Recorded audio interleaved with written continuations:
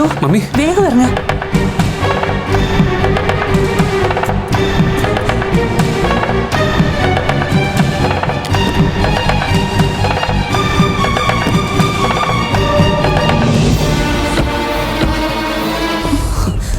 എവിടെ നോക്കിയാടോ താൻ വണ്ടി ഓട്ടിക്കുന്നേ? ഈ സാറ് ബ്രേക്ക് ചവിട്ടിയില്ലായിരുന്നെങ്കിൽ ഇപ്പൊ തവിട് കൂടി ആയനല്ലോ. സാരമില്ല, മോനൊന്നും പറ്റിയില്ലല്ലോ. മുറിവ് വല്ലതും പറ്റിയില്ല. എന്റെ സുഹൃത്തെ, നിങ്ങളെയൊക്കെ ആരാ വണ്ടി ഓടിക്കാൻ പഠിപ്പിച്ച്? വണ്ടിയിലിരുന്ന് എന്താ സ്വപ്നം കാണുകയായിരുന്നോ? ഭാഗ്യത്തിന് ചവിട്ടിയെടുത്ത് നിന്നു, ഇല്ലെങ്കിൽ ഇപ്പൊ ഈ റോഡിൽ നിന്ന് തൂത്തുവാരി എടുക്കേണ്ടി വന്നേനെ. മതി മതി ജോ, ഒരബദ്ധം പറ്റിയതല്ലേ അവന്. ദാ വെള്ളം കുടിക്ക.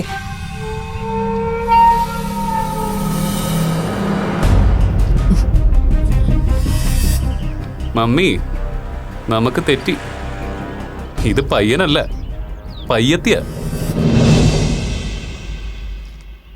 അയ്യോ സോറി കുട്ടി, ഞാൻ ഇപ്പോഴാ ശ്രദ്ധിച്ചത്. ഈ വേഷവും രൂപവും പിന്നെ ഈ ബുള്ളറ്റും ഒക്കെ കണ്ടപ്പോ ഞാൻ കരുതിയത് ആൺകുട്ടിയാവുന്ന. ശരിക്കും സോറി കേട്ടോ.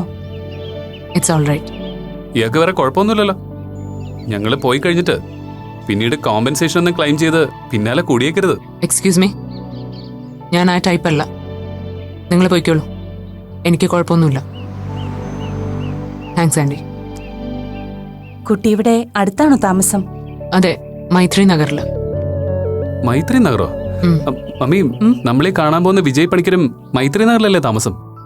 ശരിയാണല്ലോ മോളെ. മൈത്രി നഗറില് വിജയ് പണിക്കർ എന്നൊരാള് താമസമുണ്ടോ? മോൾക്കറിയാമോ?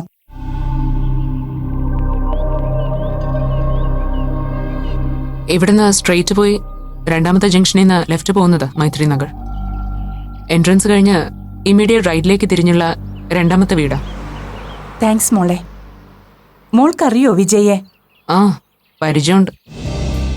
ശരി എന്നാ, ഓക്കെ.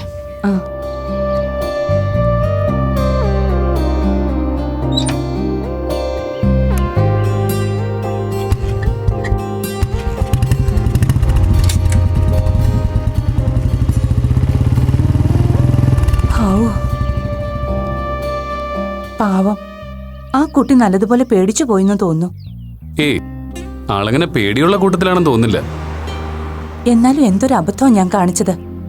ആൺകുട്ടിയാണെന്ന് കരുതി. ഷോ, അതിന് വിഷമമായി കാണുമോ എന്തോ. ഏയ്, എന്ത് വിഷമം? അവൾ ഇതൊക്കെ എൻജോയ് ചെയ്യുന്ന കൂട്ടത്തിലാണെന്ന് തോന്നുന്നു. ഹോ, എന്തായാലും ഒന്നും പറ്റിയില്ലല്ലോ. കർത്താവിന്റെ അനുഗ്രഹം. അതിന്റെ ക്രെഡിറ്റും കർത്താവ് തമ്പുരാന് കൊടുത്തോ ഡേസി ടീച്ചർ? അപ്പൊ കൃത്യസമയത്ത് ബ്രേക്ക് ചവിട്ടി രക്ഷപ്പെടുത്തി ഞാൻ വെറും മണ്ടൻ. പോടാ. ആ കുട്ടിയുടെ പേര് പോലും ചോദിക്കാൻ പറ്റിയില്ല. എന്നാ നമുക്ക് അവളുടെ പുറകെ വിട്ടാലോ? പേരും അഡ്രസ്സും ഒക്കെ ചോദിച്ചിട്ട് വരാം. നീ വണ്ടി എടുക്ക.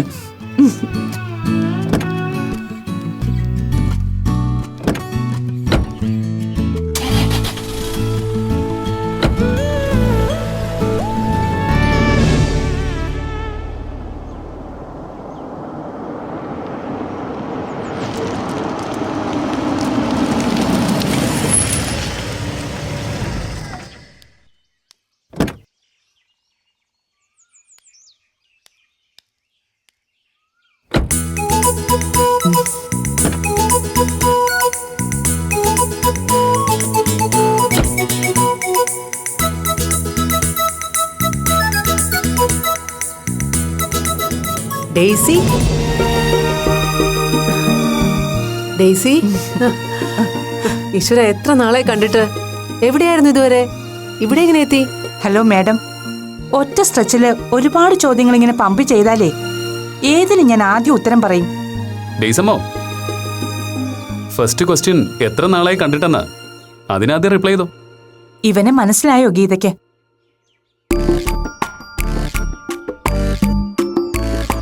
മോനല്ലേ? ജോബിൻ? അതെ ആന്റി, ജോബിൻ തന്നെ. മൈ ജീസസ്, നിനക്ക് എന്തൊരു ഓർമ്മയാ ഗീത. ഞാൻ കരുതി ഇയാൾ എന്റെ പേര് പോലും മറന്നിട്ടുണ്ടാവുമെന്ന്. ഡെയ്സിയും മോനെയും അത്ര വേഗം അങ്ങ് മറക്കാൻ പറ്റുമോ? എന്നെ അശ്വതിയും ഡെലിവറിക്ക് വേണ്ടി ലേബർ റൂമിലേക്ക് കയറ്റുന്നതിന് തൊട്ടു മുൻപാ നമ്മൾ അവസാനമായിട്ട് കണ്ടത്. യെസ്, കൃത്യമായി പറഞ്ഞാൽ 2002 ഡിസംബർ 12. ആ ദിവസത്തിന് ഒരുപാട് പ്രത്യേകതകളുണ്ട്. അന്നാണ് ഗീതയും അശ്വതിയും അമ്മമാരാകുന്നത്. ഞാനൊരു വിഡോ ആകുന്നത്. ദേ ഈ നിൽക്കുന്ന ജോക്കുട്ടൻ ഒരു സിംഗിൾ പാരന്റ് ചൈൽഡായി മാറുന്നത്.